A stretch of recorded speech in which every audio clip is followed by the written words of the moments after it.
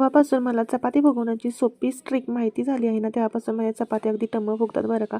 तर म्हटलं चला तुमच्यासोबत सुद्धा शेअर करावं. चपातीची कणिक आहे ना, ती जास्त पातळ आणि जास्त घट्टसुद्धा नाही, अगदी मध्यम अशी मऊसूद मळून घ्यायची आहे. त्यानंतर चपातीच्या कणकीचा मी असा छोटासा गोळा काढून घेतलेला आहे. त्याच्यावरती असं थोडंसं तेल छानपैकी चौबाजूनी लावून घेतलं. त्यानंतर सुकं चपातीचं गव्हाचं पीठ जे आहे त्यावरती भुरभुरलं. आणि तुम्ही चपातीची घडी घालता ती अशी घालायची नाही. मी ज्या प्रकारे व्हिडिओमध्ये घडी घालून दाखवली आहे अशा प्रकारे चपातीची घडी घालून घ्यायची आहे. आणि छानपैकी हलक्या हाताने चपाती आहे जी आहे लाटून घ्यायची आहे. आणि ते तुम्ही पाहू शकता मी अशी प्रकारे चपाती लाटून घेतली आणि तव्यावरती भाजून घेणार आहे. छानपैकी प्रेस करून थोडीशी भाजून घेतली आणि त्यानंतर तुम्ही पाहू शकता माझी चपाती आहे जी फुगायला लागलेली अगदी सुद्धा अशा प्रकारे चपाती बनवा. तुमची सुद्धा 100% चपाती फुगेल बरं का. आणि नाही फुगली तर ना मी तर तुमच्या घरी चपाती भाजून घेतली. त्यानंतर थोडीशी चपाती भाजल्यानंतर त्याच्यावरती तेल लावून प्रकारे सर्व चपात्या करून घेतल्या. अगदी टम्म अशा फुगतात माझ्या चपात्या बरं का.